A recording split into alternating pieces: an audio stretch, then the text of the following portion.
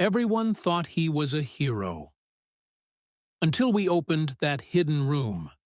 They called him the Phantom, but to me, he was just another puzzle I couldn't walk away from.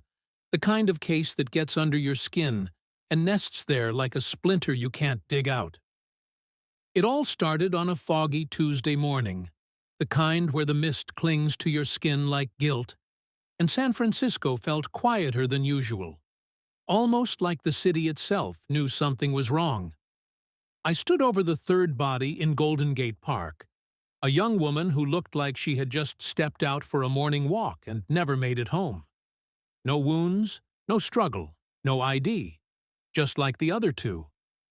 That kind of silence screams. I've been a detective for 11 years, seen overdoses that turned into murders, jealous lovers, mob hits, even a cult once.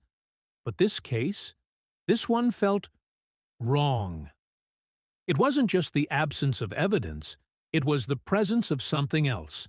Something I couldn't name at first, like an itch behind your eyes. The media, of course, ate it up. The Phantom Killer strikes again. I hated the nickname, but I'll admit, it fit. No trace, no witnesses, not even a damn fiber out of place. He moved like smoke. Back at the precinct, I stared at the board we'd set up, with the victims' photos pinned like butterflies under glass.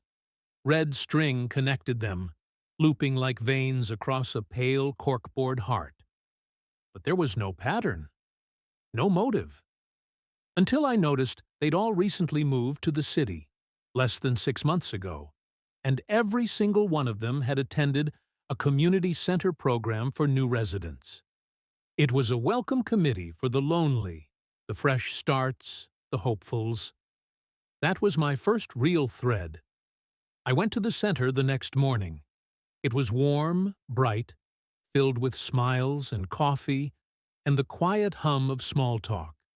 The director, a middle-aged man named Carl, greeted me with the kind of handshake that's a little too firm. He told me they offered free workshops, housing support, group therapy, basically a soft landing for people trying to rebuild. "We're all about healing," he said. That word, healing, it stuck in my head for days. Carl handed me a list of recent attendees, and I thanked him, even though I already didn't trust him. Something about his eyes, too cheerful, like he practiced that smile in a mirror. I took the list back and started cross-referencing it with recent missing persons reports. And sure enough, one name popped up, Lily Chen. 26, recently relocated from Seattle, reported missing by her cousin 2 days ago. Last seen going for a jog in, you guessed it, Golden Gate Park. I visited her apartment. Her place was pristine, almost impersonal, like she was trying to become someone new.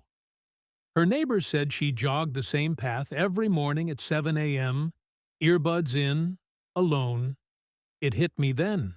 Every one of the victims had been taken during moments of routine, when they were least on guard.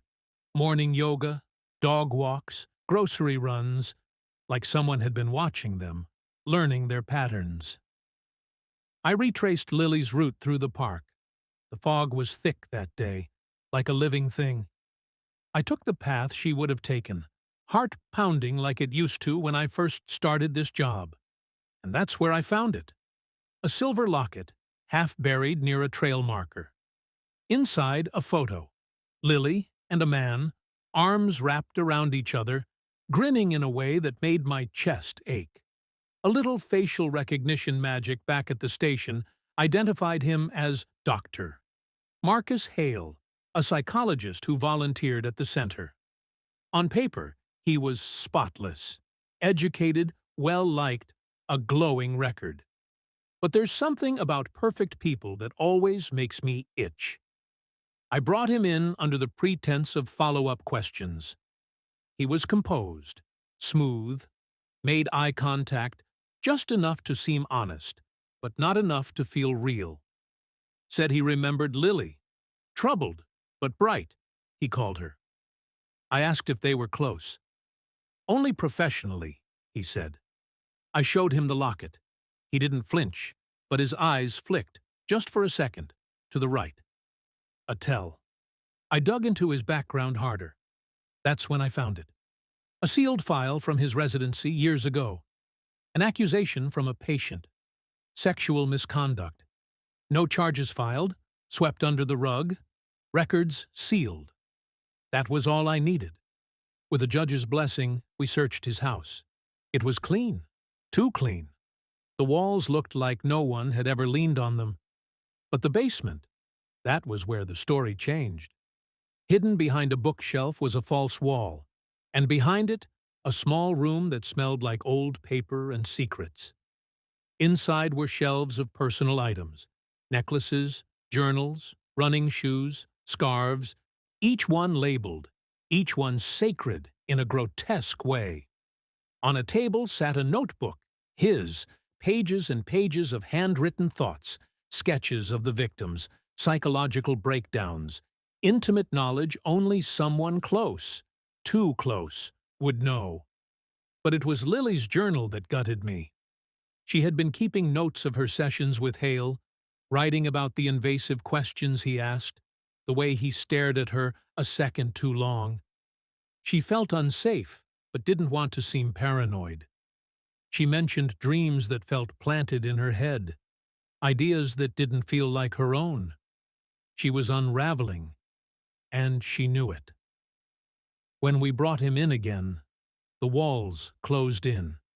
At first, he played the martyr. How dare we question someone who only wanted to help?